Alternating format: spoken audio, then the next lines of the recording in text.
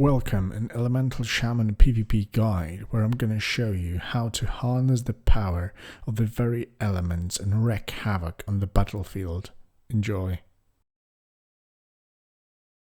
Okay guys, first let's take a quick look at the talent trees.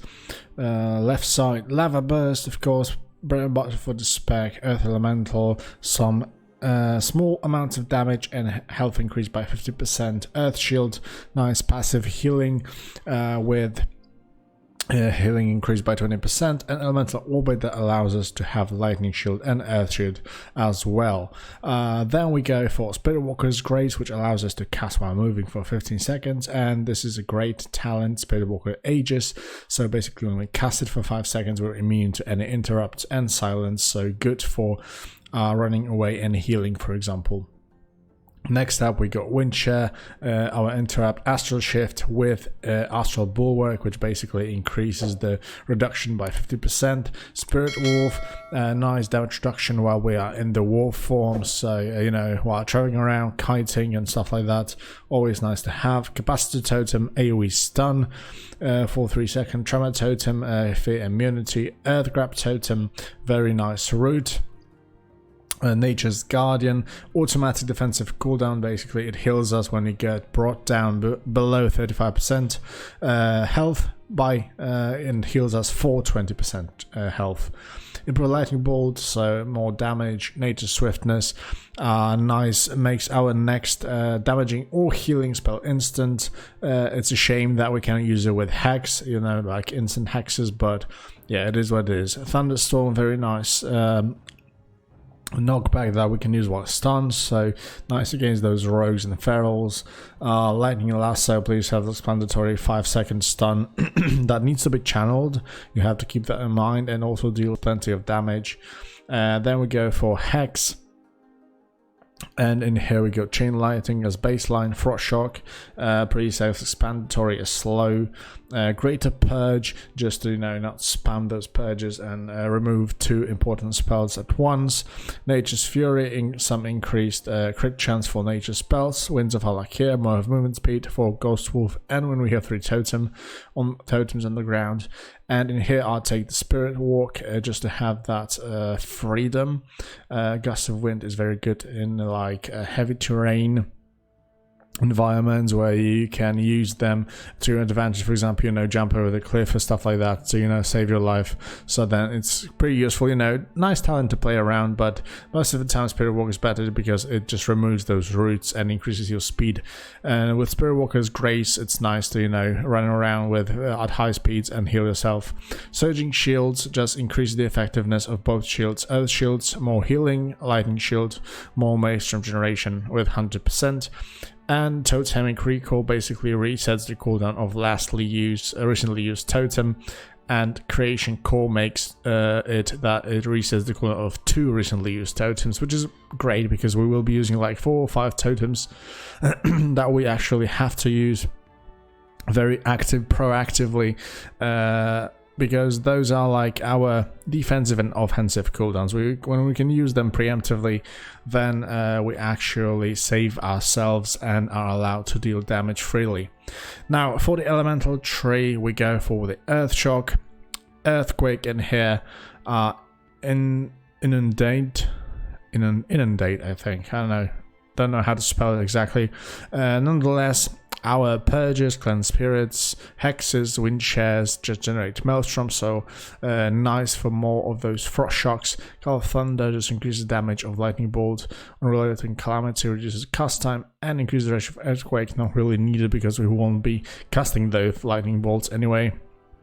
Stormbringer, one of our first offensive cooldowns, basically make our next 2 lightning bolts or chain lightnings instant, and they deal 150% more damage. In PvP 115, so it got nerfed a little bit, but it's still good to have, especially that it makes it overload, so you hit like 4 lightning bolts with it. If it crits, then the damage, it gets pretty crazy. Then we go for Elemental Fury, and Primordial Fury basically makes our damaging spells and healing crits more effective by 50%. Then we go for Fire Elemental and Refreshing Waters. Your healing surge is 30% more effective on yourself. Fire Elemental, nice for putting out when you are in the times of burst. So it just improves your burst basically. You don't have to control it with this build, so always nice to have. Lava Surge, very important talent for us because it is basically gives our Flame Shock a 10% chance to reset the cooldown on Lava Burst and makes it instant, so very important talent. Lava Burst has additional charge, nice to have. Increases damage of your Flame Shock, Lava Burst, Lava Beam and Fire Elemental, so just a pure damage increase. In here reduces cooldown of Flame Shock by 1.5 seconds and deals damage 15% faster. That's good because it makes our Lava Surge proc more often. Aftershock, very nice because our spender, so Earth Shock, Ellie Blast or Earthquake, has a 25% chance to refund all waste from spent, so we can sometimes cast them back to back. In here, Ice Fury, our second offensive cooldown, basically makes our next 4 fresh Frost Shocks deal 225% increased damage and generate 8 Maelstrom. So it doesn't only deal plenty more damage, but also generate Maelstrom and slows our enemies. So great to have. And in here we have advanced talent, so Flux Melting. After casting Frost Shock, increase damage of your next Lava Burst by 20%. So if you mix those two, you cast, it's nice mixing those Ice Fury and then Frost Shocks with Lava Burst to increase the damage. Next up, Power of the Maelstrom. So Lava Burst has some chance to make a guaranteed overload for Lightning Bolt. It's nice to use with Storm Keeper, but the Lava Burst has only 10% chance, so you cannot preemptively plan it because it's an RNG talent. So it's nice to have when it comes up, but that's it.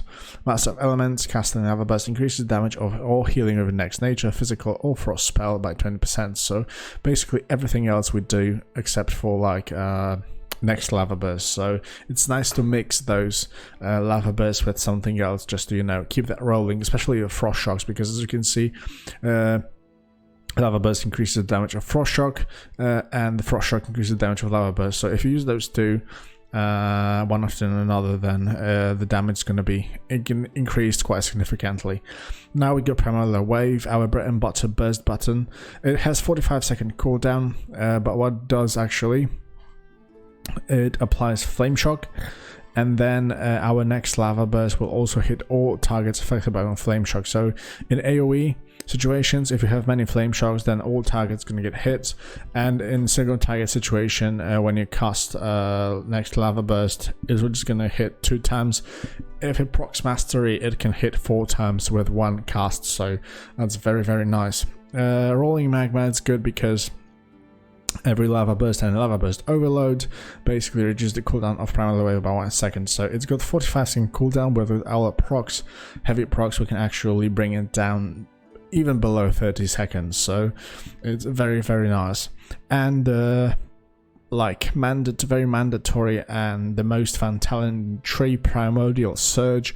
Basically, when we cast Primordial Wave, we instantly get Lava Surge, so instant Lava Burst, and then we're gonna get that proc for every 3 seconds for 12 seconds. So basically, it means that this one spell generates 5 stacks of Lava Surge over 12 seconds, so it's insane. Basically allows us to cast it instantly on the move all the time and just mix with, for example, Ice Fury or Storm Keeper to mix those damaging spells and increase each other. Then it's the Ascendance talent. Basically, I prefer to play with deeply rooted elements because we will be spamming the Lava Bursts all over the place. So it has a very high proc chance to get that increased damage from Ascendance during a Primordial Wave, for example. I tend to do that because Ascendance is a 3-minute cooldown, so it's pretty long. We don't use those talents that can prolong it and stuff like that. So I just feel that deeply rooted elements is nicest. It's more RNG, of course, but it's nicest. And Ascendance is important because it basically increases damage of our Lava Burst by our critical strike chance. So in my situations at the moment, it will be like 20%, so it's still good. And of course, I forgot to mention that Primal Surge also increases the damage of Lava Burst by 25%. So, you know, if you combine all that stuff, then suddenly Lava Burst deals like almost 80% more damage. So that's pretty significant. In here we have a choice of controlling the elements, controlling the pets, or Liquid Mana Totem. For BGs I prefer this one because in AoE situations where we can lock people down with some roots and stuff like that, you can just drop it on top of them. It will not only apply Flame Shock to more targets but also deal pretty significant AoE damage, so I just like it for its utility. If you like pets, you can go for the Primal Elementalist, but then you would also need to change the talent in here to reduce the cooldown of the Elemental, so I just prefer to have Liquid Mana Totem. Then we go Magma Chamber, which basically increases damage of our Earth Shock every time Flame Shock deals damage. This is also another thing, that's why I like to use Liquid Mana Totem, because when we can apply many Flame Shocks at the same time, then the Magma Chamber stacks up quite faster. And last but not least, very nice talent, Weed Speaker Lava Resurgence. It's a legendary from a previous expansion, which basically means that when you cast Earth Shock, you get straight up Lava Surge and increase damage of Lava Burst by 10%. So another thing that procs your Lava Burst, that's why we have so many of them. And all that passive thing that generates Maelstrom basically makes us use more Earth Shocks and then have more Lava Burst. Instant Lava Burst for us. As for PvP talents, we're going to be using Grounding Totem just to have that totem that can redirect any spell casted at your at the time for 3 seconds. So basically, it's a very nice invulnerability against casters, and you can reset its cooldown with Totemic Recall, so we can cast 2 of them one after another. So 6 seconds of spell immunity is very, very important. Unleash Shield, nice, because we will be using those 2 shields, so Lightning and Earth, which basically means that it works the way that first it knocks away enemies and then it roots them in place. So first they go away a couple of meters, yards, and then they are rooted in place. And the root is even more important here because it's unbreakable from damage, so you can just pump damage while they are just standing in the root. So amazing. Only 30-second cooldown. The only thing you have to worry about in here is that you have your Earth shields on top of you casted, because, you know, sometimes in the heat of battle you can forget about it, and you will not be able to use this talent. And the last one is Static Field Totem. Basically, we can lock away enemies in one place for 6 seconds, and if we reset, even for 12 seconds. But of course, the totem can be destroyed. It has 10% of our maximum health, so, you know, 2-3 hits and usually destroyed, but still, you know, they have to like put their focus in it, so you always have a chance to precast your Stormkeeper or Ice Fury or whatever, or heal yourself up. So great thing to have, especially that we can also reset this with Totemic Recall. Alright guys, that will be it when it comes down to the talents. Let's get to the gear. When it comes down to gear in PvP, of course, we want as much versatility as possible, but then as for the secondary stat, we want crit and mastery, probably balanced out. I like to sit on like 20% crit at least, and then for the rest mastery. So those are the more important. People may ask why not haste, but as you can see from the build, we are not casting pretty much anything except for like 2 spells, so Stormkeeper and Ice Fury, and heals of course, but you know, heals are not really that much important. So crit chance and mastery is important, because mastery makes gives us a chance to shoot another spell with 85% effectiveness, so, and generate of course a little bit less Maelstrom, but still just copying our spells is an amazing thing to have. And this template shows that I have less, but actually when we are in some PvP scenario and something like that, BG, it goes up to 21% crit chance and 29% mastery at the moment with this gear. So you're probably going to get better with Conquest, but it is what it is right now. So basically we want crit and mastery and as much versatility on PvP, but PvP gear provides us with this, so nonetheless it's still good. Alright guys, now I'm gonna quickly show you how we deal damage with this. As you know, our three important spells for offensive is Primordial Wave, Ice Fury and Stormkeeper. So in a very example scenario, you know, your target's just standing still. You want to precast your Stormkeeper, cast your Primordial Wave, and then Lava Burst, Lightning Bolt, Lava Burst, Lightning Bolt, Lava Burst, Earth Shock, Lava Burst, and you can cast another Ice Fury, Lava Burst, Frost Shock. We have no procs, so Earth Shock, then we got another Lava Burst, Frost Shock, another Earth Shock, another Lava Burst, Frost Shock, and Frost Shock, and we are basically out of the cooldowns now, the procs. So as you would see, plenty of damage while rolling, and you can see now that when we finished the rotation, our Primordial Wave is back up again and our Ice Fury is also coming almost.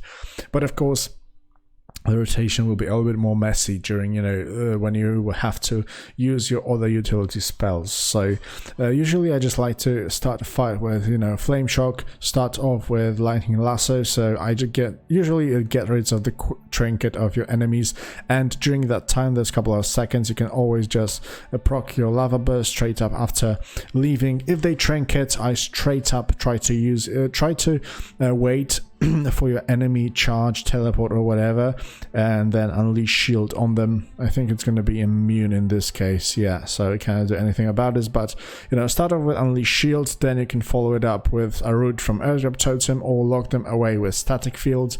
They cannot move, just start pumping that damage in them. And you can do it on the move, so you know you're not easily catchable in there.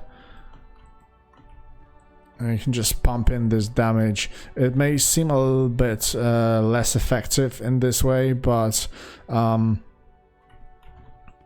you know, it's not a PvP scenario, so damage is a little bit lesser. Usually Lava Burst hits for like 30-40k.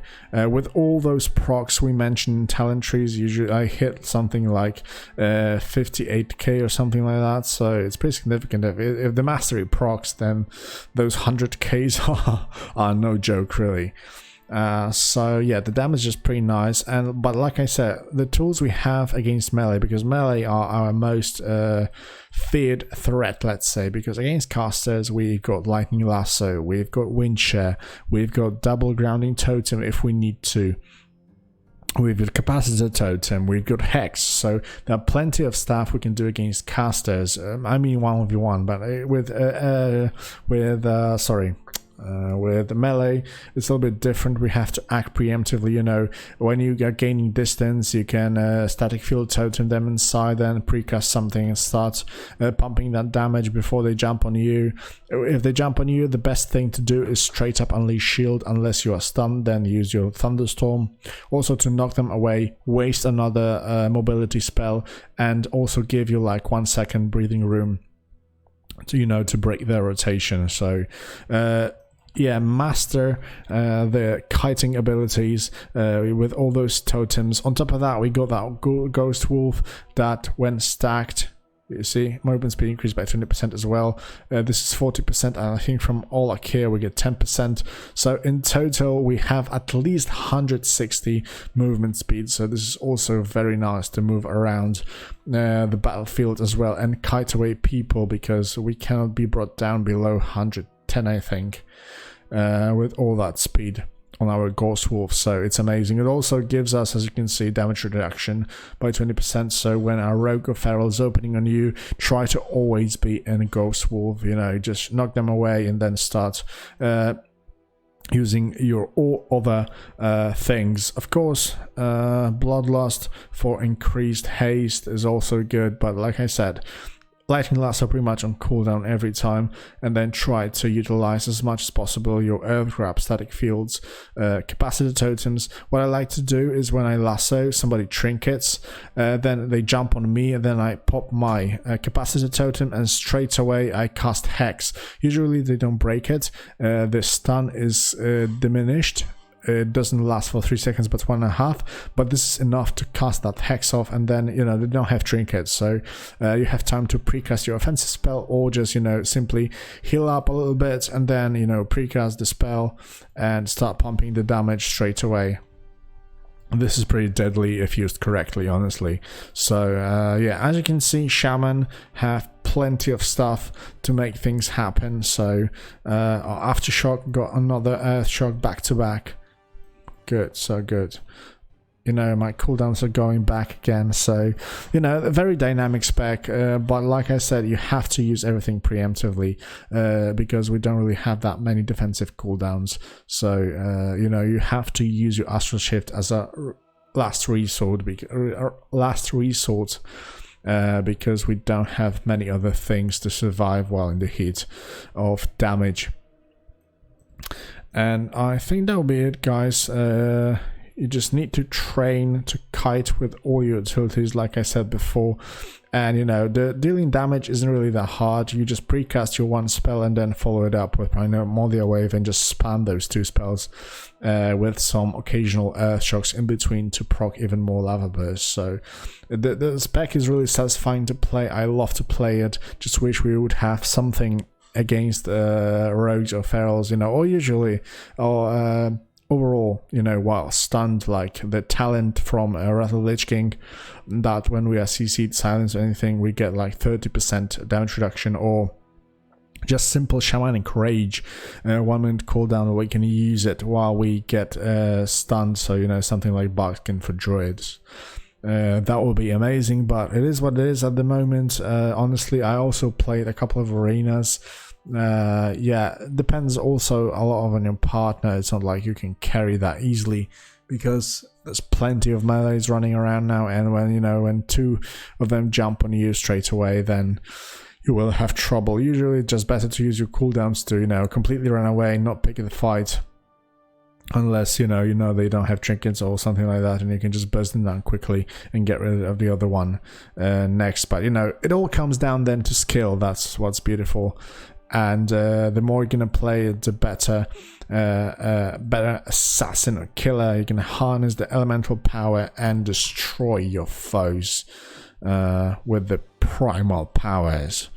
Alright guys, so I guess that will be it. I think I've covered everything. Let me know in the comment section below what class you would like next. I'm also now currently during leveling feral, so that's probably what I'm gonna cover next. But if you would like to see a future guide about some class you like the ones, don't forget to leave that like and subscribe to the channel for more content, because there's I'm gonna cover definitely more specs, as I like to, this expansion is very alt friendly, so I'm gonna utilize it as much as possible. Okay guys, so just in case you're still not sure about which class to choose, be sure to check out the video that you see on the screen. Cheers.